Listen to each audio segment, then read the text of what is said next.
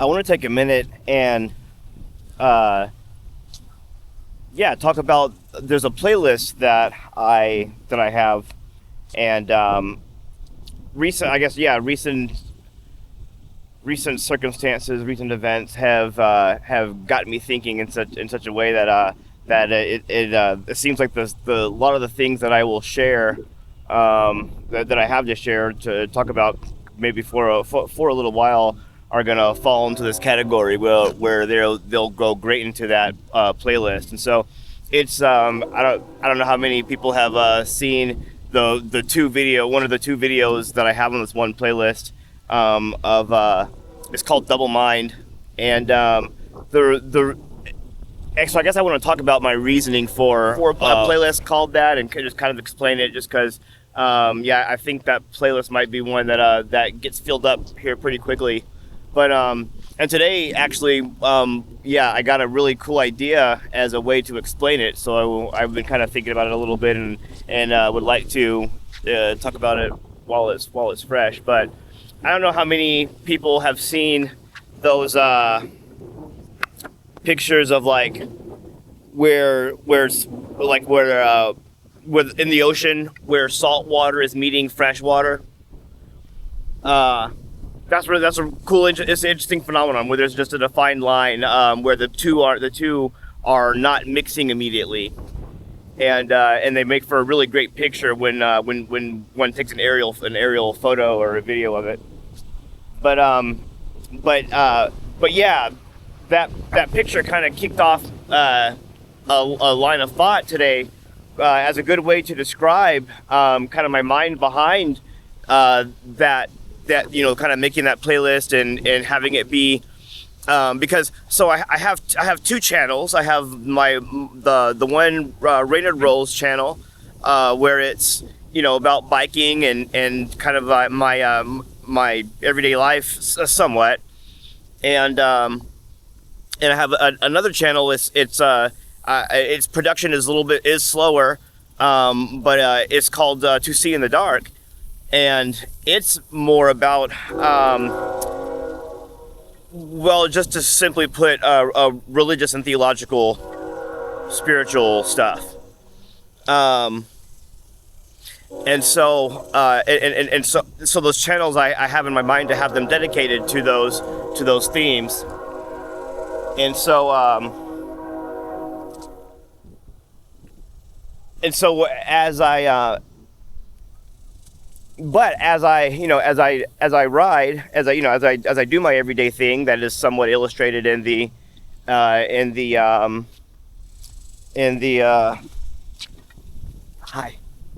hello. That's somewhat is illustrated in the RNRD-ROLZ channel, and having a paradigm that is largely themed by my other channel. The things that I think about kind of as salt water kind of touches fresh, that it has I find myself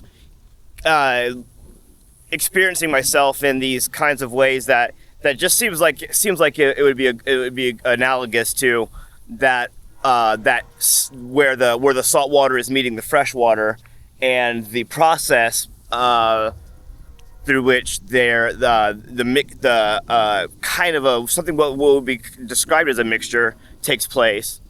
So anyway, that's kind of that's a good way to illustrate kind of the what that channel or what that playlist kind of is, the kind of things that I'll be, I guess, speaking about. It's that playlist theme will be where spiritual, from what I understand to be the spiritual, is impacting and contacting the physical, the quote unquote real world, as some would say. Others would say that the spiritual world is the real world. I tend to agree with that point of view.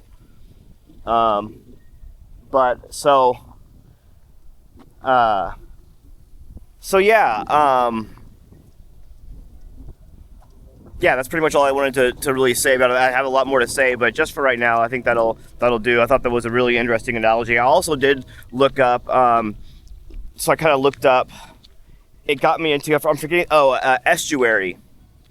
And I looked that up and discovered that it's a natural formation along coastlines where rivers and outlets into the ocean meet and stuff. So it's I've so I think, yeah, thank you. So I find it interesting. Well, okay, yeah. Sorry, I got distracted there. So anyways, in estuaries, that natural formation where river outlets are meeting the ocean, and the water is brackish, is the terminology that was used to describe the water there, because it in that natural formation, the water there is not moving as fast, and so it spends a longer time kind of in a certain vicinity where the mixture, the contact between the fresh and the salt is protracted enough that there's a mixture by way of I forget the terminology used, but someone might be familiar with that. It's interesting to look up.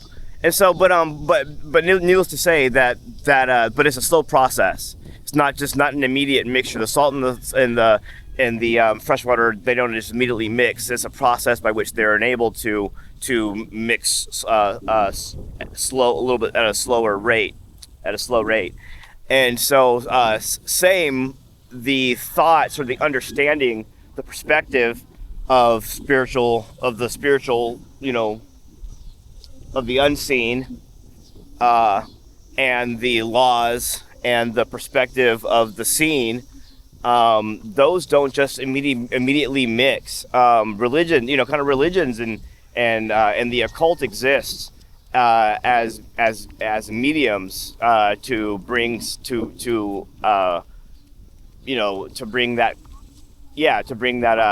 to kind of bring them together, as it were, and make a meeting of the unseen and the seen and stuff. But it's not something that just naturally occurs. That's the understanding that is given in the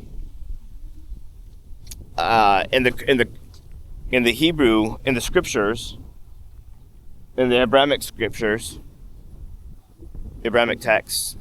And so,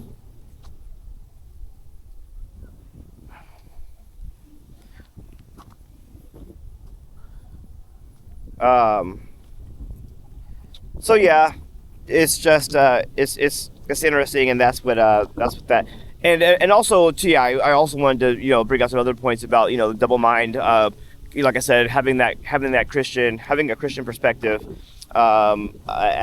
and understanding a lot of its nuanced terminologies and stuff. I'm familiar with how double-mindedness is talked about in a negative way. It's a negative state. It's not a state of wellness to be in, because it is, as the scriptures say, it's an unstable way, and one who is double-minded is unstable in all their ways, as that text says.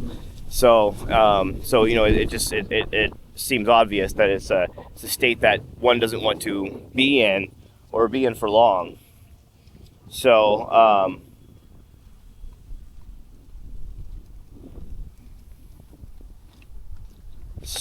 integration is what's desired. Some of the more woo-woo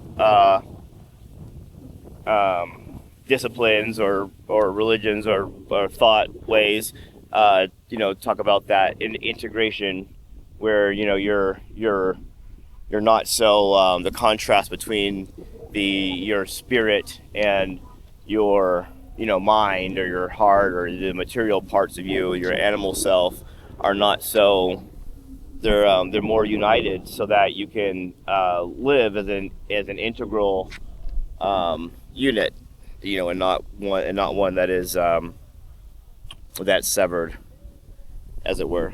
So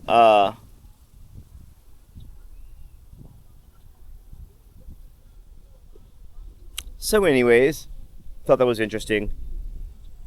I guess I have more to speak about it more, but yeah. So, but yeah, thanks for listening. It's a nice day, Sunday afternoon, evening now. Walking the dog, about to head back, and yeah, good to see everyone.